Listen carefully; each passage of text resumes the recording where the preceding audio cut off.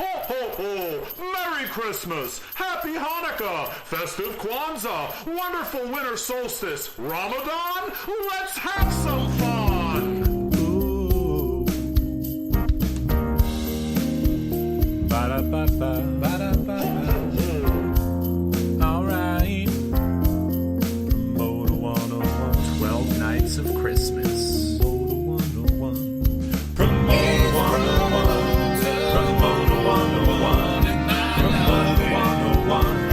Promoter 101, Promoter 101, Promoter 101, Promoter 101, and Promoter 101, Promoter 101. Hi, this is Scott Perry. You can catch me on Promoter 101 with Dan Steinberg. Welcome to Promoter 101, 12 Days of Christmas Special Spectacular. We've got interviews rolling that have never been heard before anywhere. Today is no different. We're running them all the way through the 31st. I'm Dan Steinberg. Joining me, my good friend Luke Pierce, to unveil the guest of the day. Luke? Welcome all. Day 9, like Dan said, of Promoter 101's 12 Days of Christmas. And our featured guest today is going to be the Prudential Center's Saadeh. He's going to give us a glimpse of the inner workings of one of the busiest venues in the world. My name is Reese Ryan Steinberg, and you can watch my daddy on Promoter 101. We continue our world tour. Catch us when we come to a town near you. Next on deck for Promoter 101 will be live at the FlyCon conference in the Big Easy, New Orleans, January 16th at 2 p.m. We'll be recording Promoter 101 live with a special guest from Locken and the Brooklyn Bowl, Mr. Peter Shapiro. Looking forward to it, Dan. Yeah, and you can follow us on Twitter. I'm at The Jew. The show's at Promoters101, and it's plural, Promoters with an S, 101. And you can always catch Luke at W. Luke Pierce. Of course, it's Dan and I talking every week. You hear enough of us, but it doesn't have to be that way. We're ready to listen. Send us an email with your ideas to steiny@promoter101.net. We can't wait to hear what's on your mind, and we give you our sworn promise to respond to every inquiry in a timely manner because you matter to us. This is Mark Dettori. I am known as the Mad Manager, and I'm on Promoter 101. On the 9th day of Christmas, we bring to you a very special featured guest from the Prudential Center, Mr. Saadeh. This is the man who was called to open up Barclays in New York and Brooklyn when this building opened, and today continues on at Prudential Center, which is one of the busiest venues in the entire world.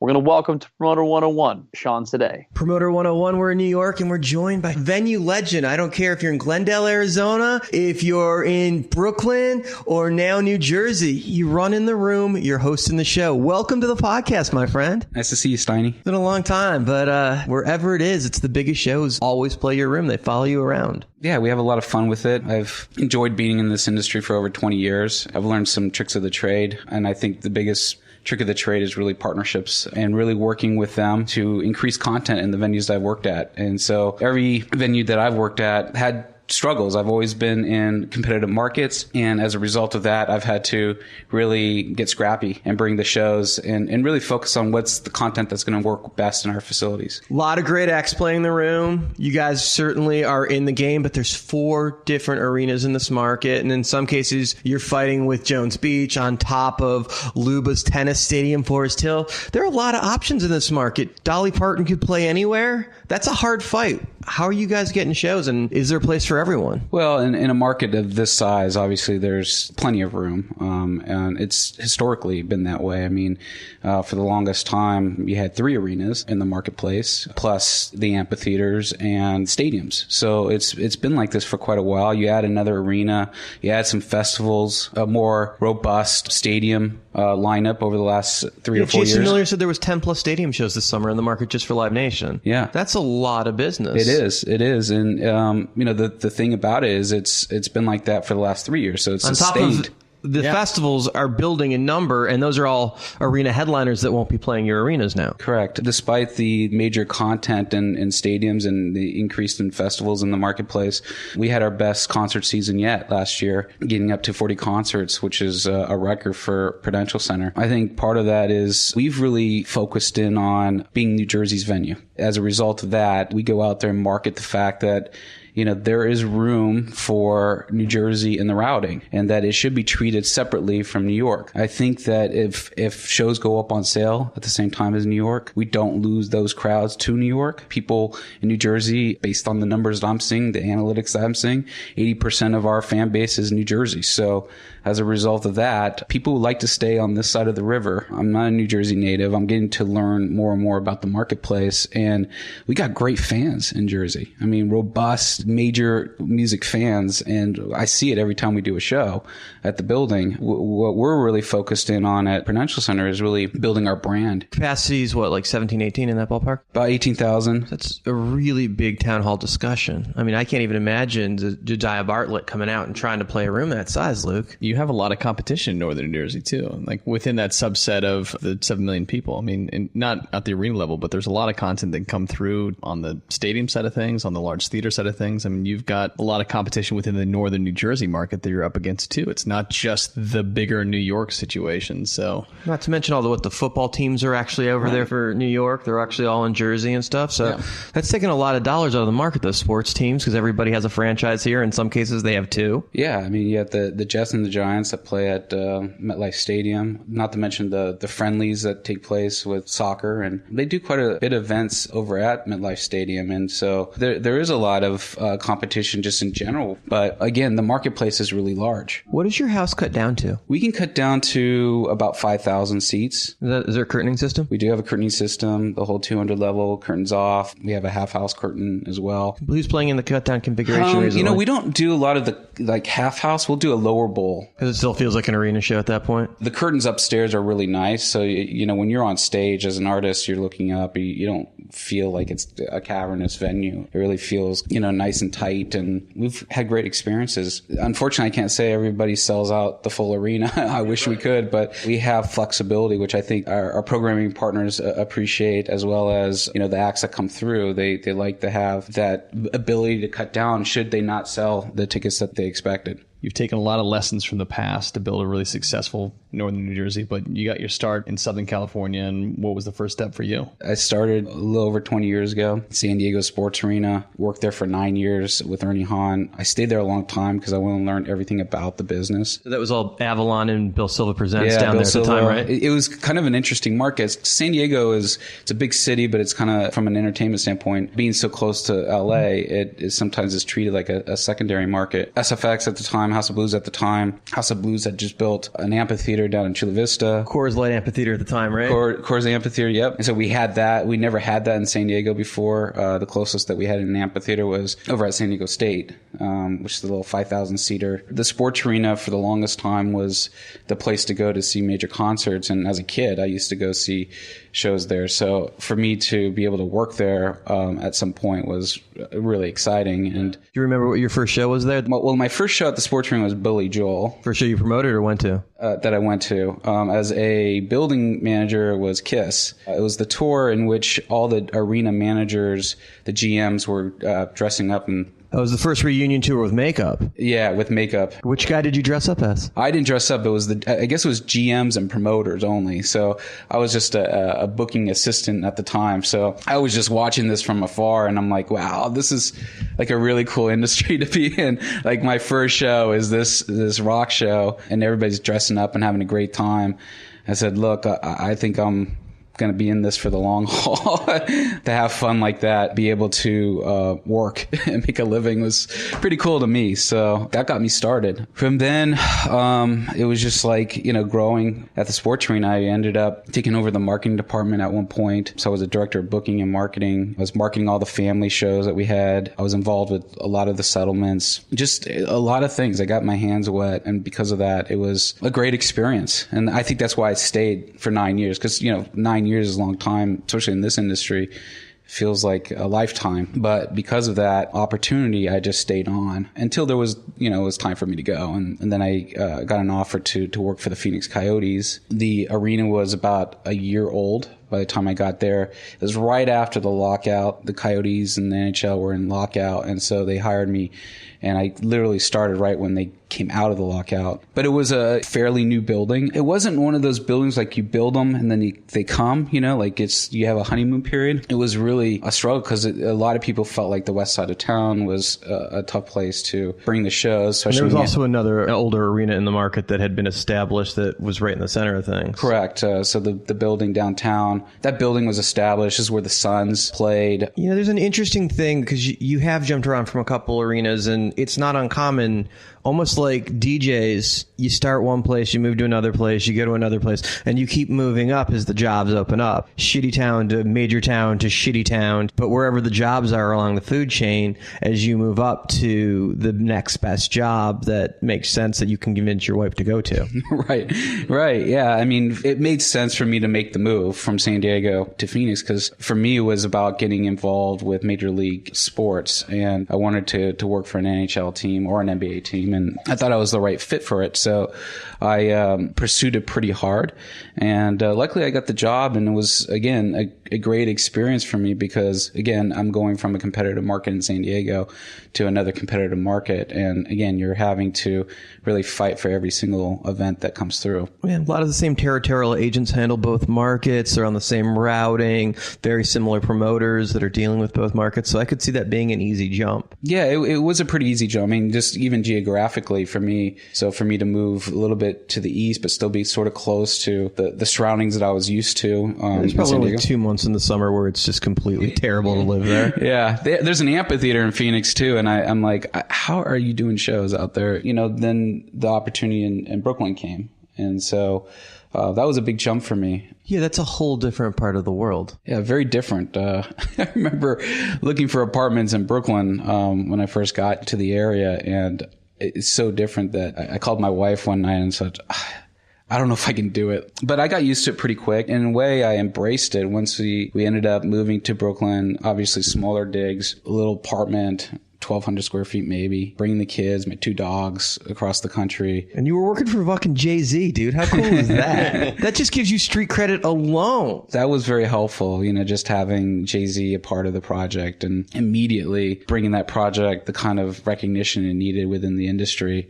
Not only just with programming partners that we have, agents, promoters, managers, et cetera, but with the artists. And so I think that was a big reason why we had so much success early on in Brooklyn, was because of Jay-Z's affiliation. You guys rolled that room out correctly, and that must have been hard to do because MSG couldn't have been sitting back on their laurels at that point. They had to be fighting to keep the cool that they epically are. I mean, they're the Caesar's Palace of arenas. And yeah, especially how nice that room was and all the amenities that were inside of it too, compared to, relatively speaking, MSG at that point. Was there anything we didn't see in that whole process that might have been overlooked in the challenges of opening Barclays? Honestly, I would say I'm very proud of the work that we did to open up that building. I mean, obviously showing right off the bat that diversity, going from a Jay-Z to a Barbra Streisand, and also throw in Sensation, electronic dance festival that we did, White Festival, was amazing to introduce that to America. Great timing there, opening up a building and then introducing that to American audiences. We had a family show in there. I mean, we were going to open up the building with 8 Jay-Z's and call it a day. And then we just extended the grand opening till the end of the year. So we had such great content coming through.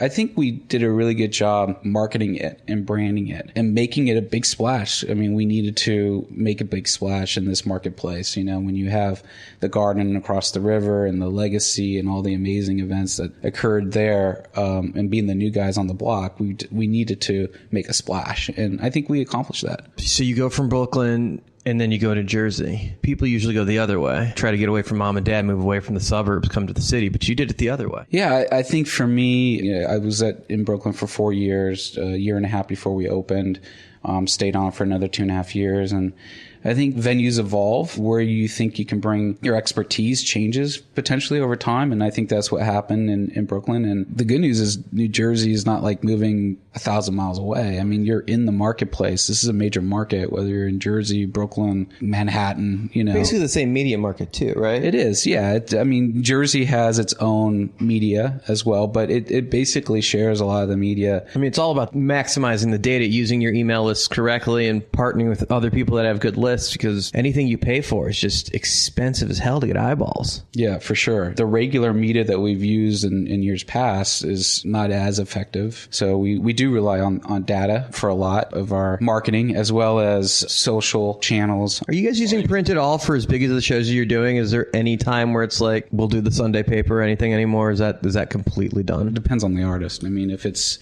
one of those legacy artists, like let's say Andrea Bocelli, I think it's important to him, his team, to do something like that. The Sunday New York Times is still, I think, very effective for some shows. But on the most part, it's through those channels I was just telling you about. I mean, it's the social, it's the data. I think radio still plays a part in this as well. But it's dependent on the artist. And I think we're trying to develop even greater media partners, not necessarily the traditional media partners, but media partners that can get the word out there, having stronger sponsor partners that can also reach certain channels either through retail or through their databases, through their employees, whatever. I mean, so there's lots of ways of doing it. There's so many different ways now that it's not as easy as just like, all right, let's put the show up on radio. Are there shows that you're finding certain genres that sell actually better outside the city and in the suburbs outside in Jersey opposed to in Brooklyn? I feel like Jersey aligns with Manhattan pretty nicely. Like I feel like we can do pretty much any genre of show at Prudential Center. We still need to grow probably our alternative indie genre of music in the marketplace, because a lot of the clubs are still in New York and not as many are in Jersey. So people are just used to going into the city to see those breaking acts. But as far as pop, classic rock, country, all very, very strong. I would assume country would actually probably sell better out there than it would in the city. It does. I would say country probably sells better in Jersey than in Brooklyn when I was there. It makes sense, right? We continue to grow all of our music. I mean, we're also doing a lot of multicultural events in our building, whether it's Latin shows. We kind of are the home of K-pop music on the East Coast. We do a ton and that's of really K-pop. developed into a serious genre now. It has. I mean, we had 2 nights of BTS in our building, sold out as quick, if not quicker, than our Springsteen date. It's something to be reckoned with, as well as this is our 3rd year of KCON, which is a K-pop festival. Takes advantage of some of our outdoor spaces and does 2 nights of that. We're proud of our multicultural program, as well as all the big acts that are coming through. And we are focused on quality over quantity. We want to make sure that the shows that play our building are the right shows and that we're doing right with our programming partners and the promoters that we are friends with to make sure that they're not getting killed. It might be a case of an artist coming back too soon. So we try to be very transparent to let everybody know, hey, this act is coming on top of this act. Maybe we should take a break or whatever. Do you find that acts can play this market too soon? It's like, is there a return play that could be too soon when you're talking about a market this big? I don't think it's the same for every artist. I mean, historically, this market's always had kind of 2 bites of the apple. In the case of McCartney, 4. Right. We have 4 venues, 8 shows. So it's pretty amazing. Obviously, not every artist can do that. It depends on the artist. And, let's say the first time around they're playing the city and it blows out. So, do they add right away or do they come back on the second leg? But usually there is some combination of that in this marketplace because it is big enough for that to happen. So almost 20 plus years of experience in venues. We've got a lot of people to listen to this podcast that are involved. So I'd love to know if you have any sage advice to share for listeners out there and your experience of how to make it in this business for 20 plus years. I think people say it a lot. It's really relationships. I think that's the first thing that you need to hone in on is building that relationship base right off the bat. I was very lucky and I went to work for somebody versus a company. Sort of give that advice to youngsters that are maybe interested in getting into this business, especially on the facility side, is to go work for somebody that can catapult you into this world quicker, by attending conferences, introducing you to people, putting you on the phone when you're on phone calls, cutting deals. That's really, really important, because the quicker you can build that database of relationships, the quicker you can move up in this business. I had that opportunity right off the bat. I got to know a lot of people just by attending conferences. Networking, I think, was really important. Can we talk about how a promoter, when they call you for the first time, gets through the rate card into the deal? Yeah, I think that I've always been a big proponent of understanding what the situation is with the promoter, what their challenges are to get something off the ground. If we can be transparent with each other in the sense that they're not just trying to get a better deal, just get a better deal, but that, hey, Sean, here's literally what I'm struggling with, and I honestly would love to bring you something, but I can't unless it makes financial sense, and here are my challenges. But not to inflate them in a way. I'm happy to try to work with them initially to get it off the ground, because I look at the long game. I look at it from the standpoint of, if I can get that promoter to have a great experience working with me, then there's more content to come. And that's what I got to do for my client, which is my boss's long-term content play. Because we want the deal, so that's important. Dude, thank you so much for taking time and talking to us. It's awesome just to get to hang out with you anytime I get to see you. Cool. Thanks, Dan. I appreciate the opportunity. You guys are doing a great job. We've known each other a long time. I appreciate your candor and advice, too. Sean is a go-to guy in the arena world. No gig is too big. He can handle anything with a cool head and a great personality. Our friend, Mr. Sean in the house. Thank you so much for making time, my brother. Lucy Lawler-Freese, Rival Entertainment and the Fox Theater in Atlanta, Georgia, and I'm on Promoter 101. Hey, if you want to reach out to us, send us an email, steiny@promoter101.net. Thank you again to everybody for tuning in to Promoter 101's 12 Days of Christmas. It's the end of day 9. Day 10 is tomorrow. Everybody tune in. Make sure you're subscribing to this podcast wherever you podcast. Dan and I are doing abridged versions of Promoter 101 throughout the holidays so you can get your fix in. We're going to resume our normally scheduled longer podcasts, including news, tweets, birthdays, everything after the holidays. But for now, we got 3 more amazing podcasts coming to you. Be sure to tune in tomorrow, the 10th day of Promoter 1's 12 Days of Christmas. You want to try that with a Promoter 101 instead of Promoter 1?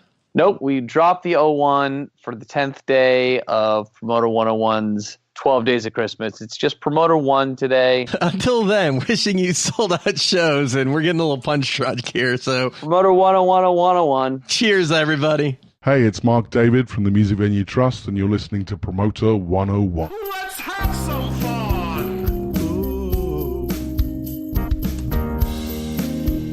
Ba-da-ba-ba.